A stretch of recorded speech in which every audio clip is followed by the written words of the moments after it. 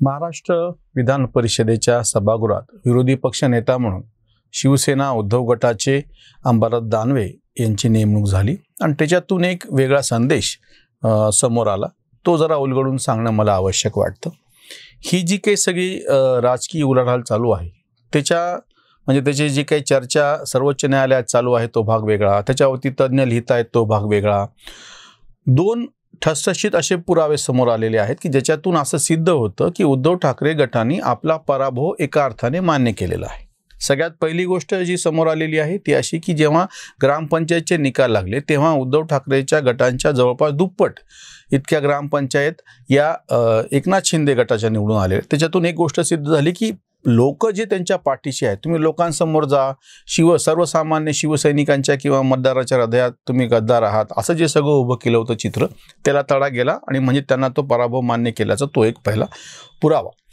दुसरा जो पुरावा आता समोर येतोय की ज्या अर्थी तुम्ही अंबादास दानवे यांच्यासाठी विरोधी पक्ष नेता पद हे मागून घेतलं तेव्हा तुम्ही हे मान्य केलं की ही आपल्याकडून पूर्णपणे सत्ता सुटलेली आहे आणि आता आपल्यापाशी जे काही शिल्लक आमदार आहेत तेच फक्त आता आपले आहेत, हे तुम्ही एका अर्थाने मान्य केलं। खरं तर धोरणाचा भाग म्हणून पृथ्वीराज चव्हाण यांनी जसं आधीच सांगितलं होतं की उद्धव ठाकरे यांनी राजीनामा द्यायला नको होता, प्रत्यक्षामध्ये विधान भवनाच्या पटलावरती हा विषय यायला पाहिजे होता, चर्चा व्हायला पाहिजे होती आणि मतदान व्हायला पाहिजे होतं। प्रत्यक्ष मतदान झालं असतं तर त्याच्यातून मग बाकीच्या ज्या पुढच्या गोष्टी आहेत, व्हीप किंवा तो प्रत्यक्ष सभापती तिथं कोण बसलेला आहे, मग तो अधिवेशन चालू असताना त्याचा व्हीप नाकारणे, ह्या सगळ्या गोष्टीला वेगळं वळण भेटलं असतं आणि एका अर्थाने त्याचा फायदा तांत्रिकदृष्ट्या तरी उद्धव ठाकरे गटाला झाला असता। पण पहिल्यांदा त्यांनी राजीनामा दिला, ही एक चूक झाली। आता दुसरी गोष्ट म्हणजे जेव्हा तुम्ही म्हणता की विरोधी पक्ष नेतापद आम्हाला पाहिजे आहे म्हणजे तुम्ही हे मान्य करता।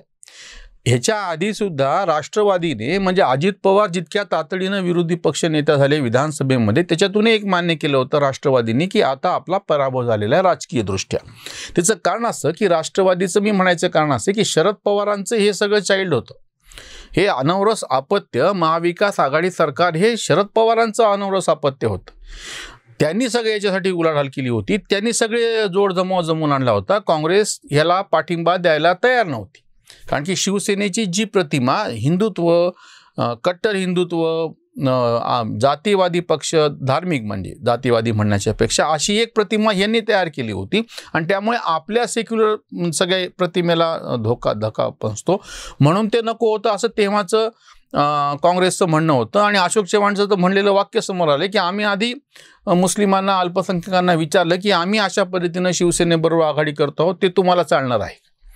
हे सगळं जे आपल्या समोर होतं हे सगळं शरद पवार कसं घडून आणत होते, शरद पवार कसे चाणक्य आहे, शरद पवारांना समजून घ्यायला 100 जन्म कसे लागतील हे जे महान विश्वप्रवक्ते सांगत होते ना।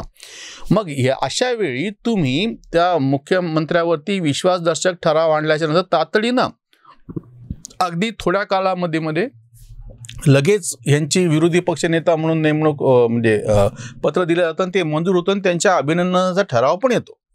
म्हणजे जसं हे राष्ट्रवादीनं मान्य केलं तसं आता विधान परिषदेमध्ये अंबादास दानवे यांनी विरोधी पक्षनेता पद स्वीकारून उद्धव गटाने हे संदेश देऊन टाकला की आता आम्ही हातभार ठेवलेले आहेत, जी काय आता न्यायालयात लढाई चालेल, त्या लढायला किती वेळ लागेल त्यांना काय आता फारसा फरक पडणार नाही।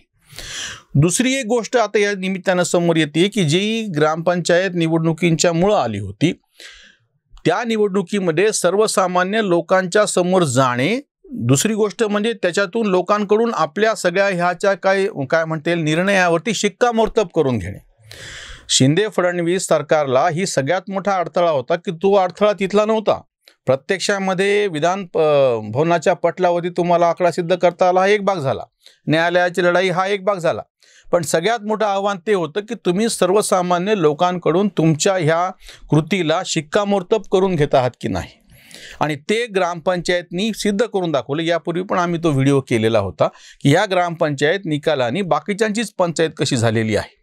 अजून एक महत्त्वाचा घटक जो आहे की जो मुद्दा हरीश साळवे यांनी त्या चर्चेमध्ये आणला होता आणि आत्ता बिहारमध्ये जी राजकीय उलाढाल झाली त्याच्यामध्ये पण तो मुद्दा समोर येतोय की निवडणूक पूर्व युती हे नावाचं काही एक नैतिक बंधन आहे की नाही। तुम्ही जेव्हा मतदाराच्या समोर जाता तेव्हा तुम्ही मतदाराला काय सांगितलेलं असतं की आम्ही भाजप बरोबर असणार आहेत म्हणून तुम्हाला मतदारांनी मत दिली।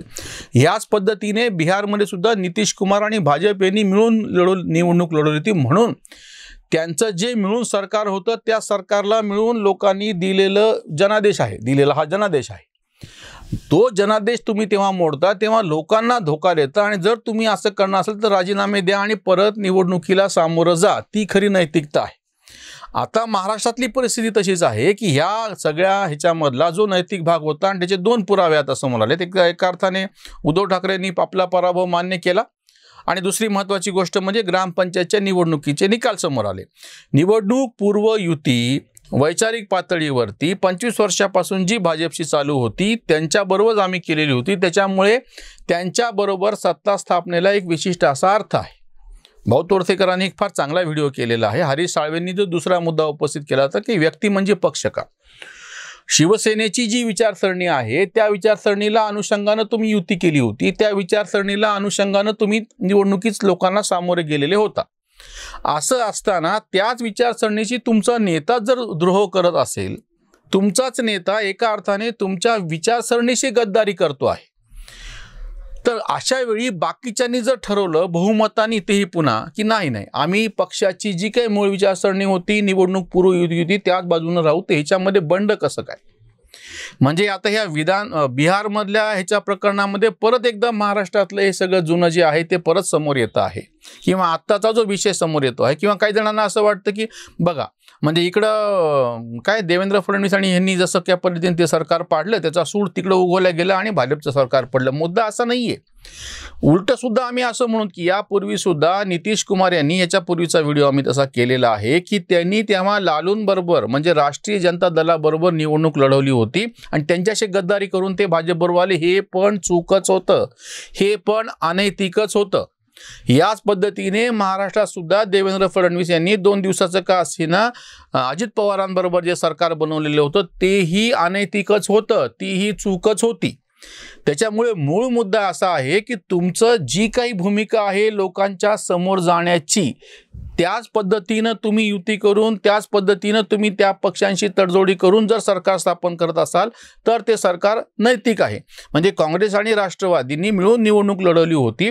जर काँग्रेस आणि राष्ट्रवादींनी एकमेकांशी ना धोका देऊन जर दुसरं काही तुम्ही केलं असतं तर ते अनैतिक ठरलं असतं. जसं की अजित पवारांनी सुद्धा म्हणजे जसं इकडून भाजपवरती टीका केली जाते करायला पण पाहिजे, तशाच पद्धतीनं अजित पवार आणि ते राष्ट्रवादीचे गटनेते होते म्हणून राष्ट्रवादीवरती पण हा आरोप जातो की तुम्ही ते 2 दिवसाचं सरकार का स्थापन केलं.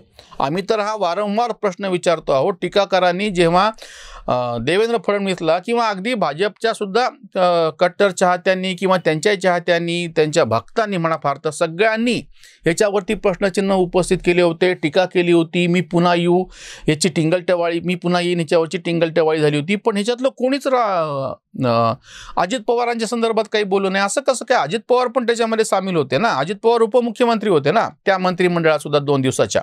मग त्यांच्यावरती किंवा राष्ट्रवादीवरती हा आक्षेप का जात नाही? किंवा 2014ला 122 आमदार भाजपचे निवडून आले होते आणि त्या सरकारला मागितलेलं नसताना शरद पवारांनी बाहेरून पाठिंबा दिला होता आणि त्यांनी ते सरकार स्थापन केलं तेव्हा शिवसेनेचा विरोधी पक्ष नेता विधानसभेमध्ये होता. म्हणजे हा तुम्ही एक फरक लक्षात घ्या की जेव्हा त्या विधानसभेमध्ये आज शिवसेनेला विधान परिषदेमध्ये विरोधी पक्ष नेतेपदही मिळालेलं आहे तेव्हाही म्हणजे हे शिवसेनेचा जो गोंधळ आहे ना की तेव्हा सुद्धा तुम्हाला भाजप बरोबर जायचं की नाही जायचं हे तुमचं ठरलेलं नव्हतं म्हणून तुम्ही विरोधी पक्षामध्ये जायची तयारी दाखवली. त्यांनी सरकार स्थापन केलं. ते आवाजी मतदानाने प्रत्यक्ष आकडा समोर आलेलाच नव्हता आणि तुम्ही 2-3 महिन्यानंतर ठरवलं की बाबा आपण त्या सरकारमध्ये जायचं. नंतर सुद्धा खिशामध्ये तुमचे कायमस्वरूपी राजीनामे राहिले जे बाहेर आलेच नाही. 2019ची निवडणूक तुम्ही मिळून लढवली आणि त्याला धोका देऊन परत बाहेर पडले. हे सगळं महाभारत झाल्याच्या नंतर महाविकास आघाडी स्थापन झाली. महाविकास आघाडी स्थापन झाल्याच्या नंतर आता ती कोसळली आणि नंतर परत तुम्ही आता एकदा विरोधी पक्ष नेते पदावरती दावा करतात आणि अंबादास दानवे विरोधी पक्ष नेते उद्धव ठाकरे गटाच्या शिवसेनेचे झालेले आहेत. म्हणजे या सगळ्यातून तुम्ही 2014ची निवडणूक 122 आमदारांसह देवेंद्र फडणवीस यांनी मुख्यमंत्रीपद स्वीकारणे आणि ते सरकार स्थापन करणे आणि नेमक्या त्यावेळी शिवसेनेला विरोधी पक्षनेतेपद हवं होतं. ते सरकारमध्ये सामील झाले. त्याच्यानंतर हे विरोधी पक्षनेतेपद त्यांच्याकडून गेलं. सरकारमध्ये सामील असताना सुद्धा ह्यांनी राजीनामे खिशात ठेवले. म्हणजे ह्यांचा गोंधळ संपतच नाही. महाविकास आघाडी झाल्याच्या नंतर ती महाविकास आघाडी ठामपणे पुढे नेणे, कारण तुम्ही एकदा स्थापन केल्याच्या नंतर ते आवश्यक होतं. तर हे मुख्यमंत्री आपल्या काचेरी महालातून, चंदेरी महालातून, त्या सोन्याच्या, चांदीच्या, चंदनाच्या महालातून खाली उतरायला तयार नाहीत. तुमच्याच कार्यकर्त्यांना तुम्ही भेटायला तयार नाहीत. कारण कुठली असोत भले, ते सरकार पडलं. आणि आता तुम्ही जेव्हा गद्दार म्हणत होता, त्यांना टीका करत होता, न्यायालयामध्ये त्याच्यावरचे समजा खटले चालू आहेत, हे सगळं असताना तुम्ही खरं तर प्रतिकात्मक स्वरूपामध्ये असं म्हणायला पाहिजे होतं की जोपर्यंत तो निकाल लागत नाही तोपर्यंत आम्ही स्वतःला विरोधी पक्ष म्हणून घेत नाही. हे गद्दार आहेत, पण त्यांनी तसं केलं नाही. पद भेटलं, ताबडतोब पदरामध्ये पाडून घेतलं. तेव्हाही विरोधी पक्षामध्ये बसण्याच्या ऐवजी तुमचे जेव्हा सगळे कार्यकर्ते असं म्हणायला लागले, नेते असं म्हणायला लागले की नाही सरकारमध्ये गेलं पाहिजे, 122 आमदार असताना भाजपचे, तेव्हा तुम्ही 3-4 महिने तातडीने त्याच्यामध्ये गेलात आणि मंत्रिपद स्वीकारली. हा जो गोंधळ 2014 पासून शिवसेनेचा, म्हणजे आता विशेषतः उद्धव गटात चालू आहे, तो संपायला तयार नाही. याच्या नेमकं उलट एकनाथ शिंदेंनी ह्या सगळ्या परिस्थितीचा फायदा घेतला. बहुतांश आमदार आपल्या पाठीमागं 2/3 उभे करून दाखवले. मुख्यमंत्री पदाची शपथ घेतली. तातडीनं आलेल्या ग्रामपंचायत निवडणुका धीरानं लढवल्या आणि उद्धव गटापेक्षा जास्त किंवा दुपटीनं जागा मिळून आपणच जास्तीत जास्त जे काही शिवसेना म्हणून नावाची गोष्ट आहे त्याच्यावरचे दावेदार आपण आहोत हे सिद्ध केलं. उद्धव ठाकरे गटाने अंबादास दानवे यांना विधान परिषदेमध्ये विरोधी पक्षनेतेपद मागून खरं तर आपला पराभवच एक प्रकारे मान्य केला असंच म्हणावं लागेल, जो की राष्ट्रवादीने आधीच मान्य केला होता. इथेच थांबूयात. धन्यवाद.